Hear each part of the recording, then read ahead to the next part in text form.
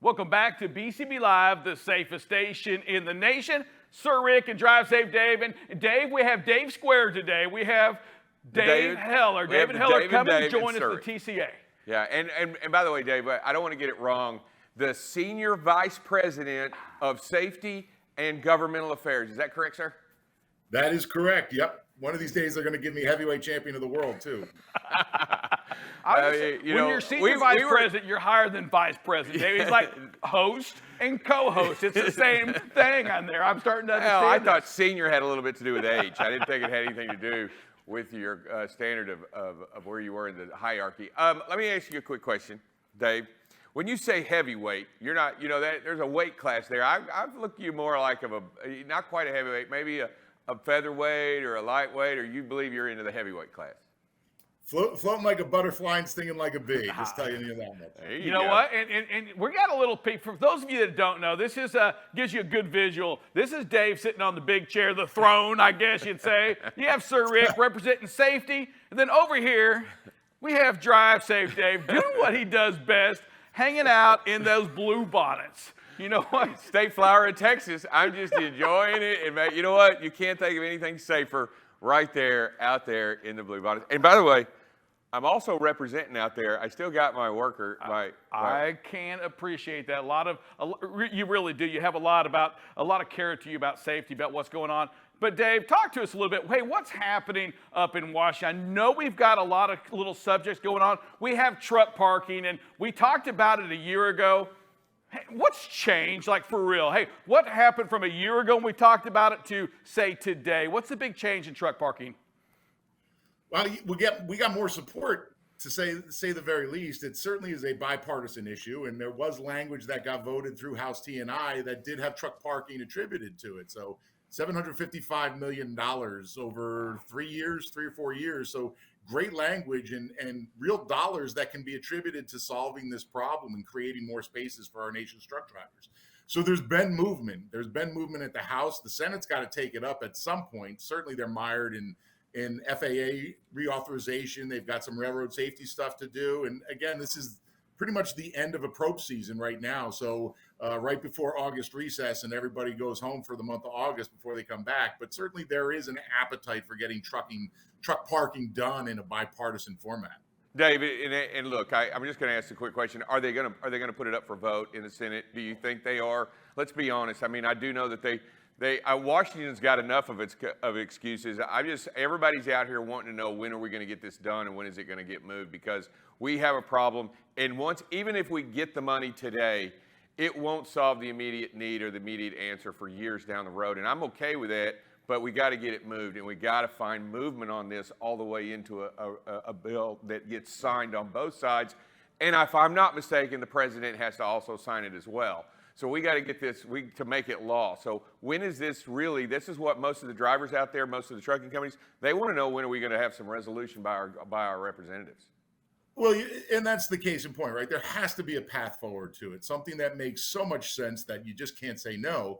But the reality is, in Washington, nothing gets done by itself these days. So chances of just taking this bill and voting it up likely will have to get attached to something much larger. And what does that look like, either rounding out this session or going into fall? What does something much larger look like, and where's the appetite for putting it in? So that becomes the biggest question.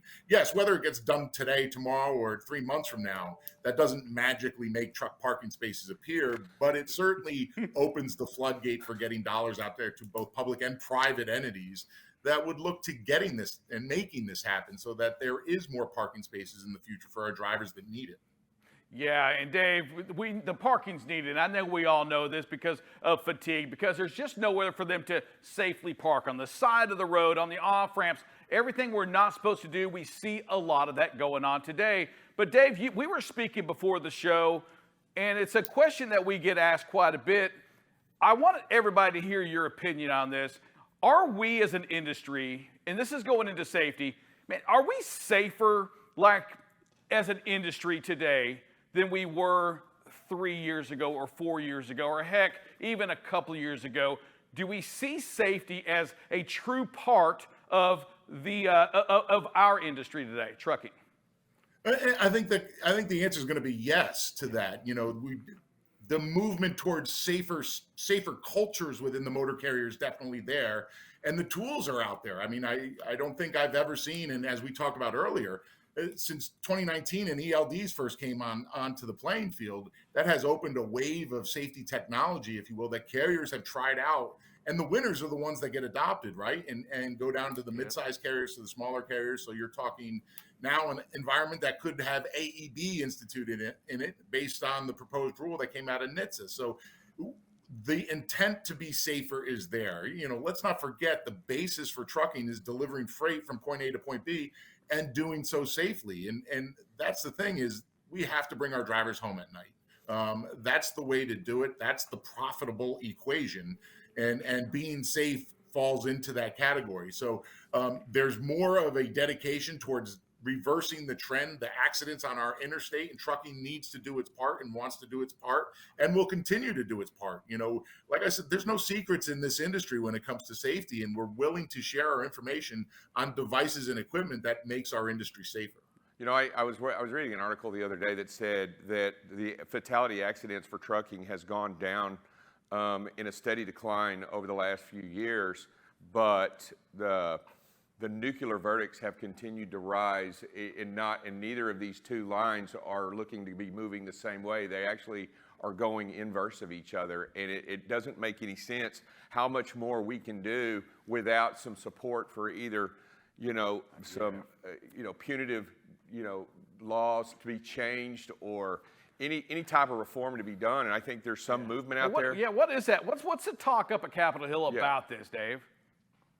Well, specifically when you're talking about nuclear lawsuits and what have you, or changes to that, or lawsuit abuse, that's a state-by-state process and a slow-moving process. There was a huge victory in Florida. Let's congratulate the Florida Trucking Association for getting that done. So there's the clap right there. So it goes state by state, and the momentum is there. It's starting to carry over. I think there have been like 7 or 8 successful states that have gotten changes implemented and continue to do so. So this is the beginning of forward momentum. That certainly makes sense.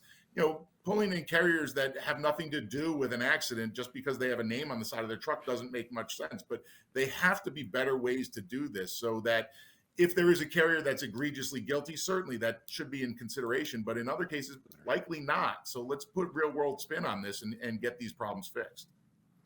Hey, Dave, one other thing you mentioned earlier, speed limiters. It looks like there's been money associated with speed limiters. Tell us about that.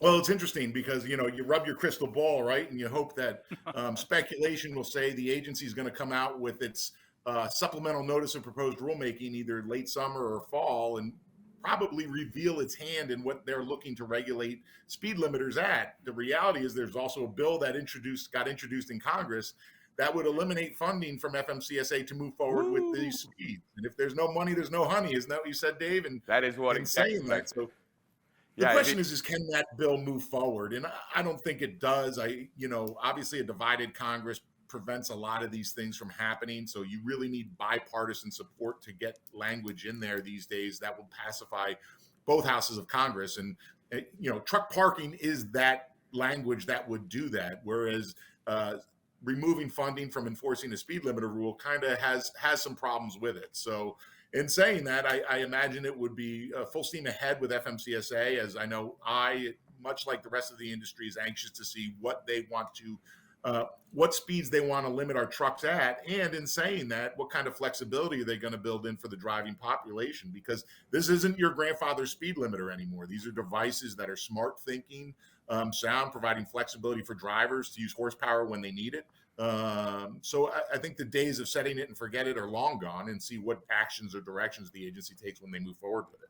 All right. Hey, Dave, look, we're going to have to cut you off. It is time to go to a break. But before we do that, you still have to let us know, and you know what to say, the safest station in the nation. But before you do that, I want you to know that where you sit at today, this is kind of where we place you in that TCA up there on Capitol Hill, sitting on top. That is how you are to us, and we want to make sure you see that. The new Statue of Freedom, right there, the very brand new Statue of Freedom, is David Heller. That's fantastic, without a doubt. That's a new one. All right, hey, Dave, you could close us out of here with stating your name, followed by you've been watching BCB Live, the safest station in the nation. I'm David Heller with the Truckload Carriers Association, and you are watching BCB Live, the safest station in the nation.